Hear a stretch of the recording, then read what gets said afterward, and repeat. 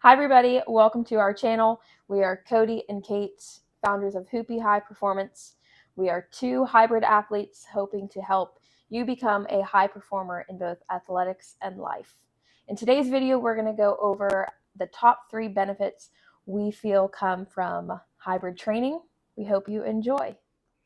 Here are our top 3 benefits of hybrid training.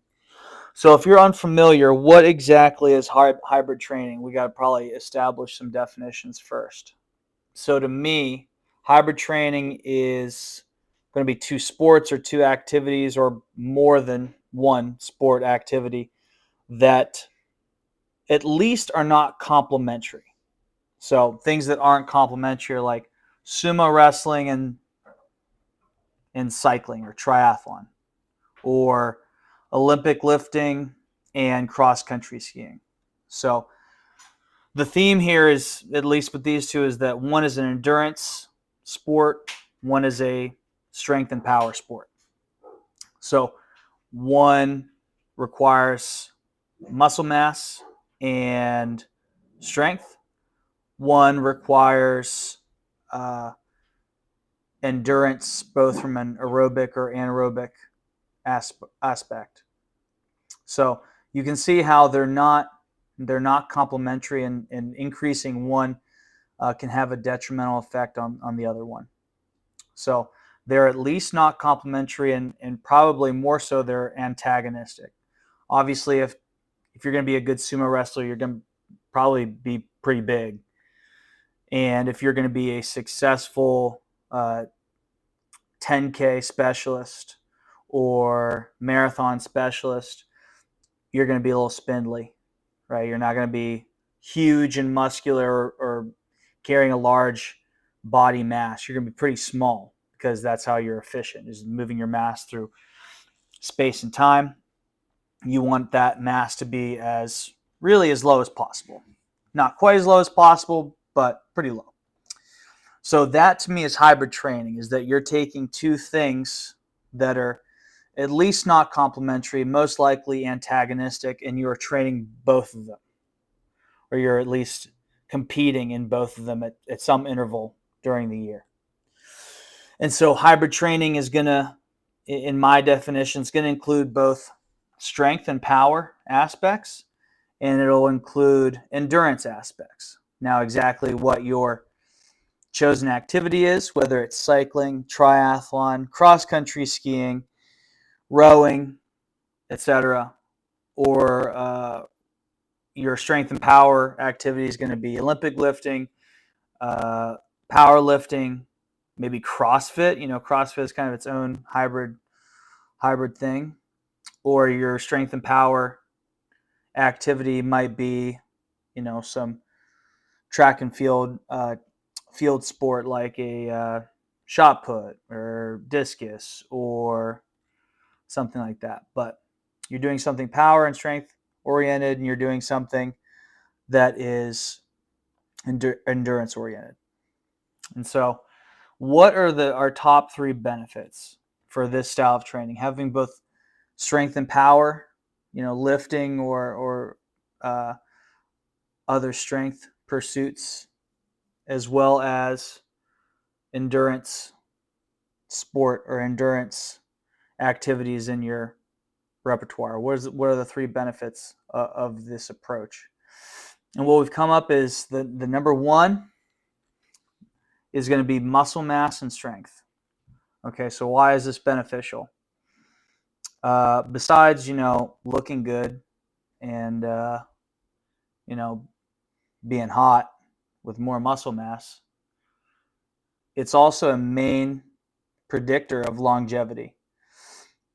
So we'll attach some studies in the description, but muscle mass and strength are both highly coupled with having greater longevity. So why is this exactly? And some of the studies that have looked at this is actually muscle mass that's independent of fat mass or cardiovascular risk. So that one is really confounding, is regardless of how much body fat you had, or regardless of your BMI, regardless of your cardiovascular risk like hypertension or something like that. Independent of those things, you still had a greater chance of living longer with higher muscle mass. Very perplexing, but it just goes to show you how powerful it is.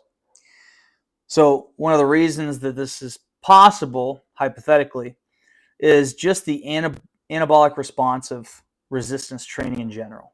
So you lift something, and we know the cascade of events, the hormonal responses that come with lifting a weight is you have testosterone, stress hormones like growth hormone. You have kind of this huge anabolic, this hormonal response in response to resistance training, and it affects essentially every tissue, IGF-1, and so this is possibly a mechanism of some of the protective effects of having muscle mass. One other reason is that more muscle it usually lends us greater metabolic flexibility, in that we have more muscle and we have more ability to store energy, both glycogen and intramuscular triglycerides. And so we have more storage units. And so in times of feast and famine, this allows us a greater amount of flexibility that we can deal with environmental stressors. And so this is another reason why muscle mass has such a protective effect. And then strength and muscle mass, usually those things are coupled together. I don't know if strength has any sort of specific benefit that is different than muscle mass, because we see muscle mass explains a great deal of strength. It's highly correlated with strength. Usually the strongest people are the most muscular. So usually those things go hand in hand, and I don't think that strength needs a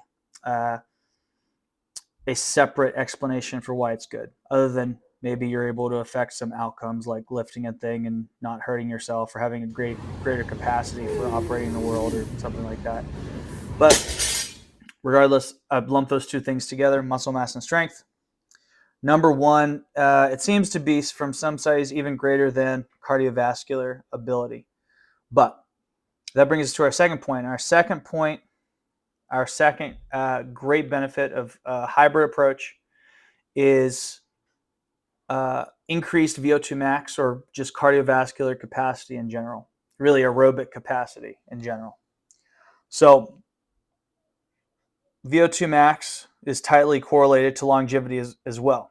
And this is one of the great things about doing cardiovascular exercise in this hybrid training method, is that you get a lot of that aerobic training capacity by doing those activities. You have a higher VO2 max, and theoretically you have greater longevity or greater lifespan.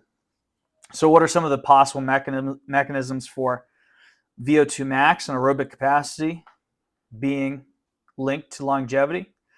I think it has something to do, if I were to, you ask my opinion, the aerobic system and the functioning and the number of your mitochondria as the powerhouse of the cell. If as you age, and it does, your VO2 max drops, especially if you're sedentary. If it drops as I don't do a whole lot, it drops to the point where now your resting metabolic rate it operates at a higher percentage of your VO2 max. And once it starts operating at a relatively higher percentage of your VO2 max, then you will inevitably start producing more lactate, dip to a greater degree into your glycolytic system, and thus have a shift in pH, slight shift in pH, if you can't buffer that lactate. And you probably won't be able to, because lactate is shuttled into type 1 fibers and it is processed by the mitochondria. But if the mitochondria are already being overrun, then it would be a stretch to say that lactate's being dealt with and converted back into energy in any meaningful way. So that would be my theory, but regardless, what we know is that VO2 max is going to be tightly coupled with longevity. And if you're using a hybrid approach, you're getting both the strength And and finally, the muscular third benefit benefits, we feel comes from and you're hybrid getting training the is aerobic that by capacity or incorporating the different VO2 elements of max exercise benefits and from this choosing type to of do training. more than one style, specifically one that is more strength-based and one that is more cardiovascular-based, you become more well-rounded. You may not excel in one or the other, but your overall fitness and general health will drastically increase, and you reap benefits not only of strength and not only of cardiovascular health, but you reap the benefits of both. And that is what we consider to be fit and generally healthy. And these are great things for overall life. You become capable of doing so much more physically. You're strong, you're fast, you have endurance. And again, these carry over into life in great ways. If you tend to be someone that gets easily bored of exercise and doing the same thing over and over, hybrid training may be a great option for you because of its variability. You're lifting, you're running, you're biking, you're swimming. There's different elements of challenge and surprise and skills for you to work on and improve, and that adds some fun to the week of your training. So overall, these are the top 3 benefits we feel are derived from hybrid training. We have loved this style. We hope you do as well, and if there are any benefits you feel we've missed, we would love to hear them from you. Thank you guys so much for watching. We hope you enjoyed the video. Please let us know if you have any questions that you would like us to answer. We would love to help you and be a part of this new journey.